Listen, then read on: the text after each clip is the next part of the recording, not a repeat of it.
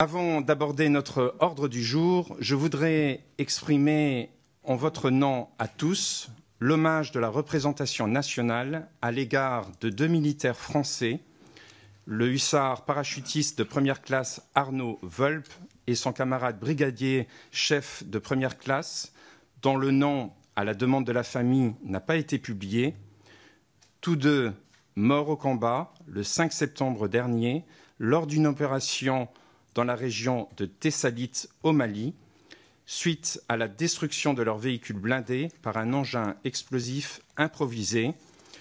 Que leurs frères d'armes soient également assurés de notre reconnaissance et de notre soutien dans la difficile mission qui est la leur au Sahel. Par ailleurs, je voudrais également dire notre profonde tristesse à l'annonce du décès lors d'un accident d'avion d'Aéroclub de deux élèves de terminale et de première de l'école des pupilles de l'air et d'une réserviste citoyenne pilotant l'appareil. Nous présentons nos condoléances à leurs familles et leurs camarades.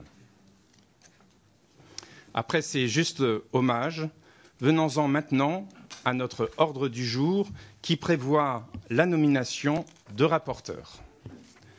Tout d'abord, la présidente Françoise Dumas s'est concertée avec Sabine Thier, la présidente de la Commission des Affaires européennes, pour effectuer un travail commun sur la coopération structurée permanente de l'Union européenne.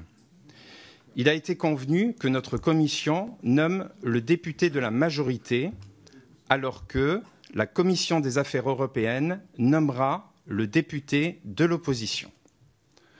En conséquence, conformément à la répartition des rapporteurs entre les groupes faite par le Bureau, le groupe LAREM a présenté la candidature de Natalia Pouzireff. S'il n'y a pas d'opposition, je vous propose de la retenir. Je vous remercie. Par ailleurs, la présidente Françoise Dumas a eu des échanges écrits avec son homologue britannique pour organiser une réunion commune avec la Chambre des Lords et le Sénat à l'occasion des 10 ans des accords de Lancaster House. La date proposée est le 29 octobre, mais nos amis britanniques sont dans l'incapacité de préciser aujourd'hui, du fait de la situation sanitaire, si cette rencontre se fera en visioconférence et en présentiel à Londres. Et bien sûr, nous le comprenons. Cette rencontre, au-delà de ses modalités, devrait nous permettre d'adopter une résolution commune. Afin de la préparer, il a été décidé d'organiser une mission pour établir un bilan des accords de Lancaster House, avec, si cela est possible, une participation de nos homologues anglais. Selon une décision du Bureau, les rapporteurs sont répartis entre les groupes LAREM et le groupe LR. Le premier présente la candidature de Jacques-Marie Lotion et le second de Charles de la Verpillière. S'il n'y a pas d'opposition, il en est ainsi décidé. Je vous remercie. Après ces nominations, je vous propose de revenir au rapport d'information dont nous sommes saisis aujourd'hui. Son thème, on est la politique d'approvisionnement du ministère des Armées en petit équipement. C'est un sujet important qui se trouve à la croisée d'une multitude d'enjeux, la résilience et la cohérence capacitaire de nos forces, l'illustration de la préoccupation du ministère de développer une loi de programmation militaire à hauteur d'homme et l'aménagement du territoire à travers ses multiples PME.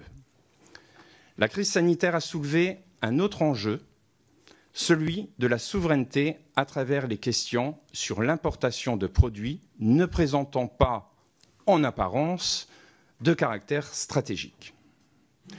Je sais qu'au regard de cette problématique, M. Chassaigne et Hubert Taffon, nos chers collègues, portent une proposition forte pour la recréation d'une filière de production de munitions de petit calibre. Je voudrais d'ores et déjà remercier les rapporteurs pour leur travail. Ils ont ainsi mené de nombreuses auditions, environ une vingtaine, et dans des délais écourtés, par les mesures liées au confinement. Ils ont également fait des déplacements en France, l'une dans le Puy-de-Dôme, chez M. Chassaigne, et l'autre dans le Finistère, pour étudier sur le terrain, avec Richard Ferrand, la possibilité de développer une poudrerie aujourd'hui à usage civil vers la production de munitions militaires. Mes chers collègues, sans plus tarder, je vous passe la parole.